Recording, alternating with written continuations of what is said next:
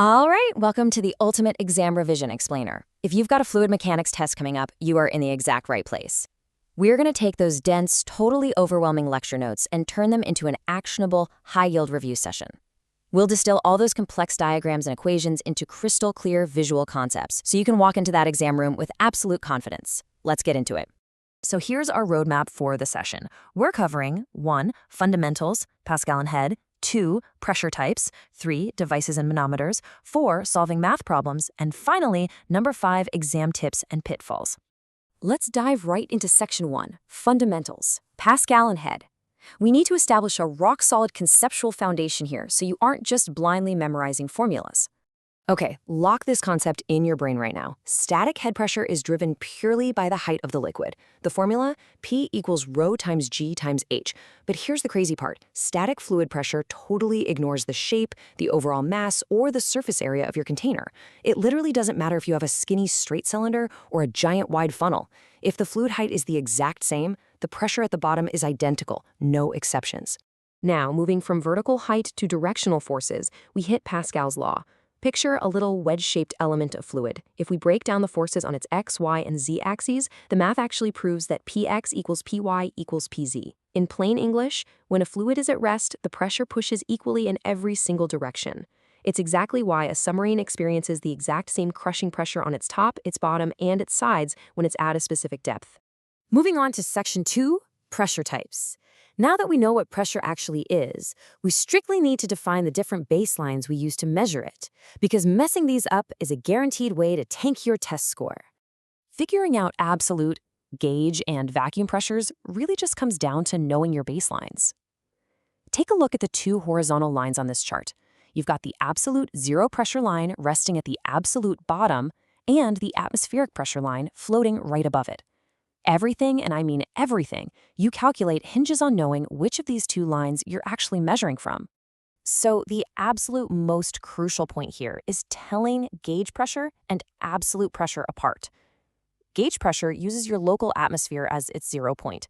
It's kind of like, well, resetting your bathroom scale to 0 while you're already wearing a heavy winter jacket. Absolute pressure, though, that measures from a true perfect vacuum. It strips away all local conditions to give you the universal objective total. Because of these different baselines, you absolutely must memorize these two simple equations. First, absolute pressure equals atmospheric pressure plus gauge pressure. Simple enough, right? But look at the second one. If your pressure drops below the atmosphere, we call it a vacuum. Notice how vacuum pressure is basically just negative gauge pressure, pulling down from that atmospheric baseline. All right, section 3, devices and manometers. Let's step out of theory land and look at the actual physical tools engineers use in the field to measure these forces. First up, we've got mechanical gauges. When we need to measure high pressures and we really don't need microscopic precision, this is what we use. They balance the fluid's force using an elastic element, like a spring or sometimes just a dead weight. The big 4 you need to know for your test are the Bourdon tube, the diaphragm, the bellow, and deadweight pressure gauges. You've definitely seen these out in the real world, like on an air compressor or heavy construction machinery. Inside that tough metal casing, a Bourdon tube or a diaphragm literally expands or contracts under the fluid's force. It takes that invisible fluid pressure and translates it into those dial movements we can actually read. But for super precise fluid-based measurements, we switch over to manometers. These come in 2 main flavors, simple and differential. Think of a simple manometer, like a piezometer, as weighing one single object on a standard scale to find the pressure at one specific point. A differential manometer, on the other hand, is basically a balance scale. It connects to 2 different pipes, completely ignores the total overall pressure, and perfectly measures only the exact difference between those 2 locations. Okay, section 4, solving math problems. Specifically, U-tube manometers. Listen up, because this is the core of what's actually going to be on your exam. I want you to treat this 3-step algorithm like your ultimate fail-safe checklist when the exam stress hits. Step 1, identify your reference line. That's almost always the lowest point of contact between 2 different fluids. Step 2, set up your equations so the pressure on the left column perfectly balances the right column. And step 3, convert your fluid heads into a common unit, usually water, by multiplying the height by the fluid's specific gravity. So, Looking at a typical YouTube differential manometer, first locate the lowest point where the two distinct fluids actually touch, like right here where the yellow meets the gray. Bam, that is your horizontal reference line. Anything sitting below that line, it cancels itself out perfectly on both sides.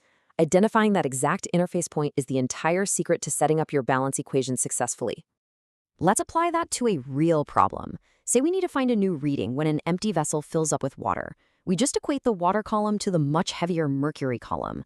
Water's specific gravity is 1.0 and mercury's is 13.6. So we write H1 times 1.0 equals 150 millimeters times 13.6. Do the quick math and boom, our new height is 2,040 millimeters.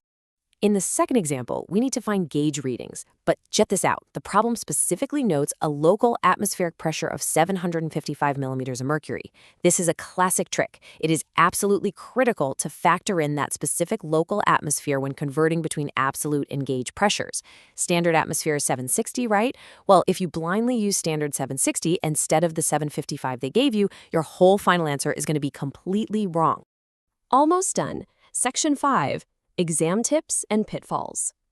Let's take a step back and talk real test-taking strategy. This is the meta-knowledge that separates the A students from the rest of the pack.